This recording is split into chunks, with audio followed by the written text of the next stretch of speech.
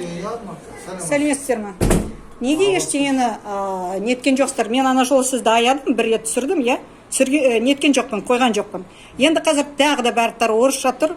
Дүйсенбаев орысша тұр. Овощи, фрукты орысша тұр. Неге орысша тұр? Сен ана жолы Арман менімен бірге болдың ғой. Күліп кекетсең де, осы жігіт ылғи күліп кекетеді енді. Мәжбүр болады менімен солай жүруге.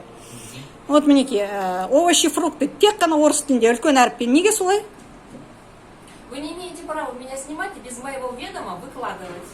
Аха, жақсы. Можете снимать. У нас там все казаша, все ценники казаша.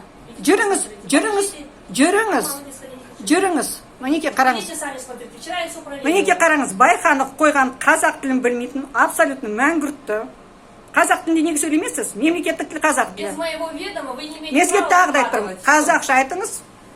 Енді еще қалай қоямын? Енді ана бір видеоны да мына бір видеоны да қоямын. Көресіз. Ұқтыңыз ба? Мінеке қараңыз. Потом в суде встретимся. В суде встретимся. Пожалуйста, мінеке, әкімшілдік мені соттайын деп отыр. Қазақ тілі үшін. Есікті жауып алды, көрдіңіз? Берсін сотқа, бүкіл Қазақстанға керемет масқара сот болады. Жүріңіз, мінеке, тағы да көрсетейін.